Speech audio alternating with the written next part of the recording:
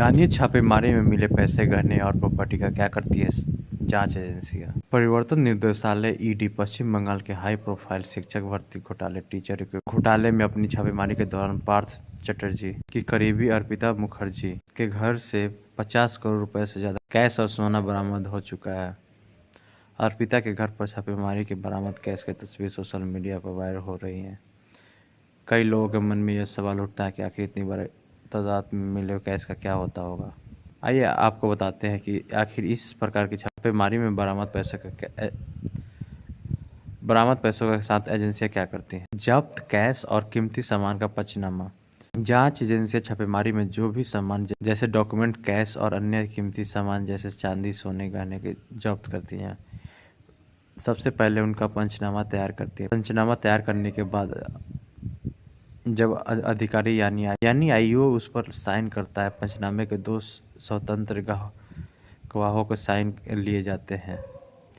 साथ ही जिस व्यक्ति का सामान और कैश इत्यादि जब्त किया जाता है, पंचनामे में उसके हस्ताक्षर लिए जाते हैं। जब्त कैश का क्या होता है। सबसे पहले जब्त कैश इत्यादि का पंचनामा तैयार किया जाता है। पंचनामे में जब्त किए गए कैश को लेकर पूरी जानकारी होती है। कुल कितना कैश बरामद हुआ, उसमें 200, 500 और दूसरे कितने नोट थे। अगर जब्त किए गए कैश का नोट पर किसी तरह का निशान पाए जाते हैं या फिर उन पर कुछ लिखा होता है तो जांच एजेंसी उन्हें अपने पास रख लेती है, जिसके बाद एजेंसी कोर्ट में बतौर सबूत पेश करती है। एजेंसी बाकी कैश को रिजर्व बैंक ऑफ इंडिया का स्टेट बैंक ऑफ इंडिया में केंद्र में सरकार के खाते में जमा कर देती है। कई मामलों में अगर एजेंसी को लगता है कि उसे कुछ पैसों को अपने पास रखने की ज़रूरत है तो जांच एजेंसी अधिकारियों को स्वीकृत लेने के बाद केस की सुनवाई पूरी होने तक अपने पास रखती है।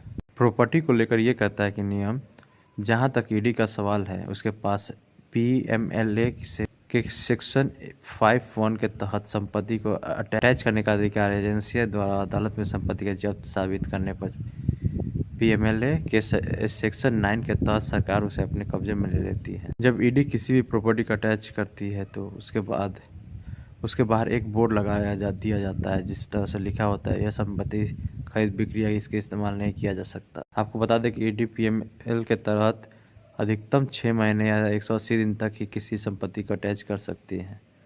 इस दौरान ईडी को अदालत में अटैच प्रॉपर्टी के अवैध साबित करना होता है। अगर ईडी ऐसा करने में कामयाब नहीं होती तो 180 दिन बाद संपत्ति खुद ही रिलीज हो जाती है। वहीं अगर ईडी 180 दिन में संपत्ति को अवैध साबित करने में कामयाब हो जाती है तो इस पर सरकार का कब्जा हो जाता है। इसके बाद आरोपी को इसके खिलाफ शीर्ष अदालत में अपील करने के लिए 45 दिन का समय दिया जाता है। जांच एजेंसी अगर छापेमारी में सोना, चांदी, गहने और दूसरी कीमती सामान जब्त करती है तो उसका भी पंचनामा तैयार करना होता है।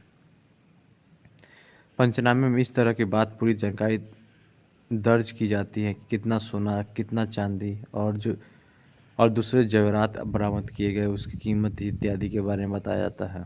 जांच एजेंसियां सोना, चांदी समेत अन्य दूसरे सामान का पंचनामा तैयार करने के बाद उसे सरकारी मालखाने और भंडार घर में जमा कर देती हैं।